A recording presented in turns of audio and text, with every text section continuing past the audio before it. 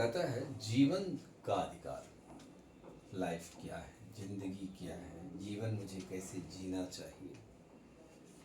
मनुष्य एक सामाजिक प्राणी है, तो यदि समाज में हम रहते हैं तो हमारा भी कुछ कर्तव्य होता है। साथ ही मुझे उस कर्तव्य से जीवन का संबंध क्या स्थापित होनी चाहिए, यह मार्ग बताता है यह हमारी भारतीय संवैधानिक व्यवस्था।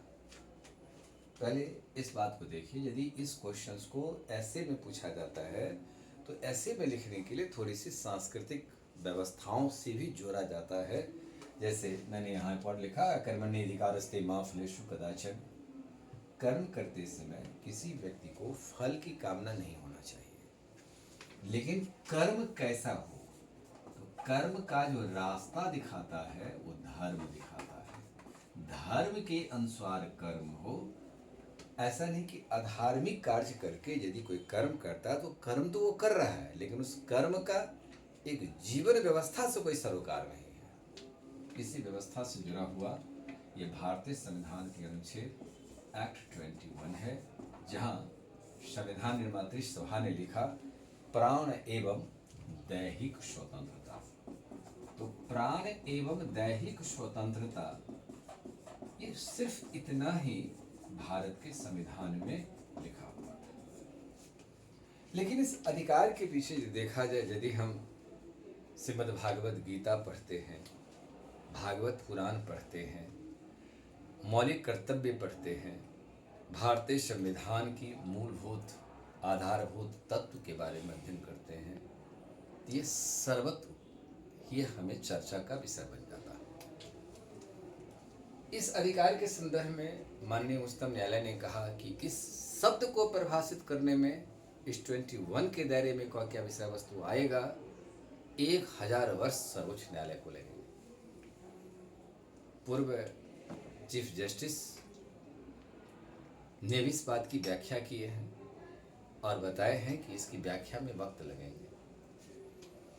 तो प्राण, जो यह तो हम जानते हैं कि प्राण मानव शरीर के भीतर है, जो सबसे अधिक उपयोगी है, लेकिन प्राण कहाँ है इसके बारे में मुझे पता नहीं है।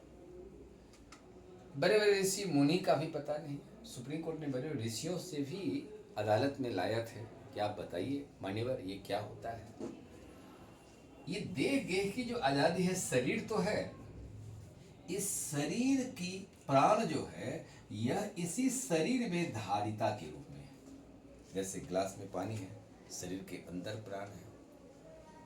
तो ये प्राण हम सबसे अधिक शुद्ध रूप में समझते हैं कि हमारे हृदय में बसता है, कि सबसे अधिक सुकोमल भावनात्मक विचार हमारा अंदर से वहीं से पैदा होता है। तो ये हम शरीर की आज़ादी के साथ साथ ये हमारी प्राण की भी आज़ादी है। सुप्रीम कोर्ट ने इसे प्राण को परिभाषित करते हुए कहता है कि यह जीवन होता है। फिर जीवन को परिभाषित करते हुए सुप्रीम कोर्ट ने कहा कि स्वच्छ वायु यदि कोई मानव ले रहा है, इसका मतलब उसका जीवन है। स्वच्छ जल ग्रहण कर रहा है, स्वच्छ भोजन ग्रहण कर रहा है, ये जीवन है। वैसे भी समान रूप में यदि भोजन प्रदूषित हो जाए, जल प्रदूषित हो जाए, वायु प्रदूषित हो जाए, व्यक्ति का जीवन खत्म हो जाएगा। इस पृथ्वी पर यदि स्वच्छता और पर्यावरण का संरक्षण ना रहे तो पृथ्वी पर सारे जीव जंतु खत्म हो जाएंगे। इस जंतु की संरक्षण और संवर्धन इस अनुच्छेद के भीतर होना चाहिए। इसी जीवन को परिभाषित करते हुए फिर सुप्रीम कोर्ट ने आगे आगे कदम बढ़ाया, जिसमें था कि मर्यादा पूर्ण जीवन हमें जीना चाहिए।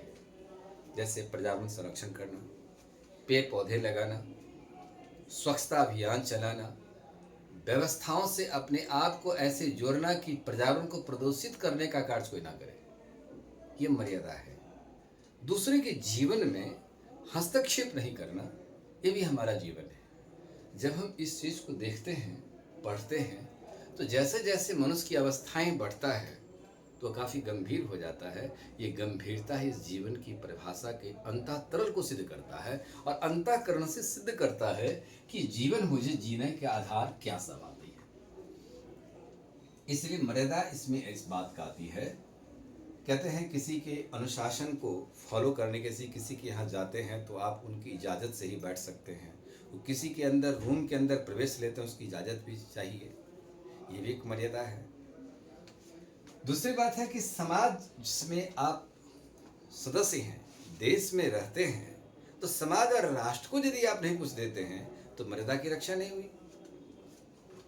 तीव्र ध्वनि में यदि सुनने के लिए मुझे कोई बाध्य कर रहा है, लगातार वो ध्वनियाँ आ रही है, तो वहाँ पर रहने वाले सारे व्यक्ति का जीवन हनन माना जाएगा। इसलिए ये जो तीव्र ध्वनि के बारे में सुप्रीम कोर्ट ने कहा है कि 10 से 75 डेसिबल तक का ध्वनि ही मानव को सुनने का अधिकार है, इससे अधिक डेसिबल में नहीं। लाउड स्पीकर से यदि हम अजान पढ़ते हैं या भजन कीर्तन करते हैं, ये इतनी तीव्र ध्वनि से नहीं होनी चाहिए, उससे बहुत सारे लोग प्रभावित होते हैं। इसलिए ध्वनि सामान्य होनी चाहिए, जो इसी के बीच में रहना चाहिए। सुप्रीम कोर्ट ने इस बात का, यह खंडपीठ की जजमेंट है। सुख मृत्यु जो है, वह सुख मृत्यु हमें सोचना भी गुनाह है, लेकिन यदि कोई व्यक्ति लाइलाज बीमारी से ग्रसित है तो वह क्लास 1 मजिस्ट्रेट सत्यापन कराने के बाद वह डीएम को सूचित करते हैं। डीएम 3 सदस्यीय एक चिकित्सीय दल चिकित्सा पदाधिकारी के नेतृत्व में गठन करते हैं। वो हॉस्पिटल जाकर इस बात का वेरीफाई करते हैं, सिद्ध करते हैं कि हाँ, अब इसे जीवन जीने का ये नहीं जी सकता, बचाया नहीं जा सकता है।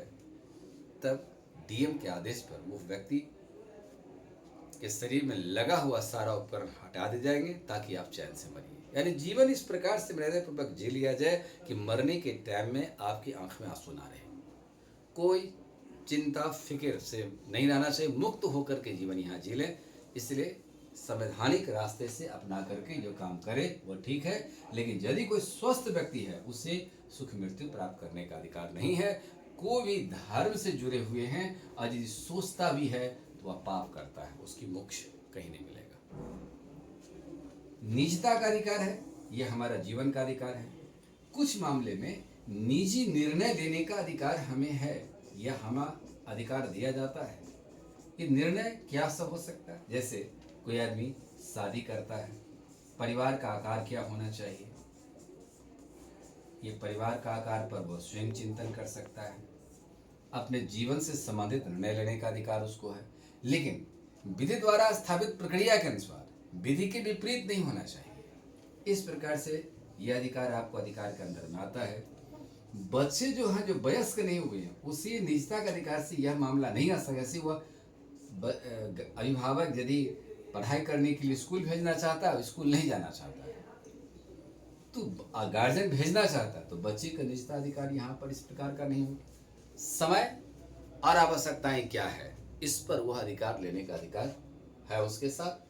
तो यह जीवन का अधिकार एक व्यवस्था से इस प्रकार जुड़ा हुआ है जिसे आज भी सर्वोच्च न्यायालय इसकी व्याख्या में जुटी हुई है।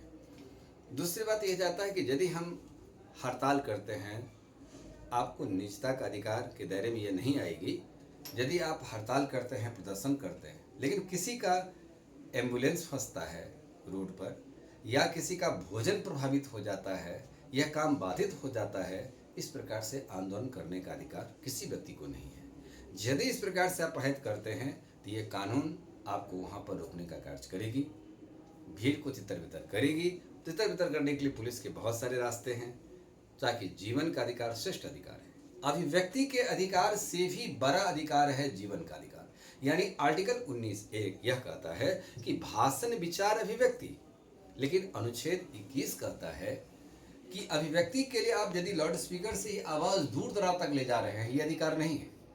आप निश्चित जहां आबादी है वो आबादी तक ही मैसेज को दे सकते हैं, लेकिन वो डेसिबल इतना ही होना चाहिए। इसमें जीवन में अब यह चीज़ आ गया है कि स्वच्छ जल, स्वच्छ वायु, भोजन, अब वाजपेयी सरकार ने एक्ट 21 में जीवन के अधिकार के तहत जोड़ करके ये अधिकार शिक्षा का भी अधिकार दिया। और शिक्षा एक ऐसा अधिकार है जिसमें विनम्रता के साथ किसी चीज को स्वीकार करना, विनम्र होना। विद्या ददाति विनयम विनयाति याति पात्रत्वं पात्रत्वं धनं बनोति धनात् धर्मः तथा सुखम। इस प्रकार से विद्या रूपी धन यह ग्रहण करने का विषय होगा, यह शिक्षा शिक्षा है। शेष किसी चीज़ को हम ज्ञान के लिए पढ़ लेते हैं, लेकिन जिस शिक्षा से हम गम्यता हासिल ना करें वो जीवन के अधिकार के दायरे में नहीं आ सकता है। इसलिए सुप्रीम कोर्ट ने समय समय पर, जैसे कोविड के टाइम में यह परिभाषित भी किया, जैसे आप मास्क पहनते हैं तो ये आपका अधिकार नहीं है। मास्क पहनकर दूसरे व्यक्ति को बचाया जा सकता है, ये उसका अधिकार, दूसरे का मौलिक अधिकार है। तो ये जीवन अपने हिसाब से इस रूप से जीवन जीने का अधिकार होना चाहिए कि समाज के भीतर और राष्ट्र के भीतर एक मर्यादा पूर्वक जीवन चलने की क्षमता हो।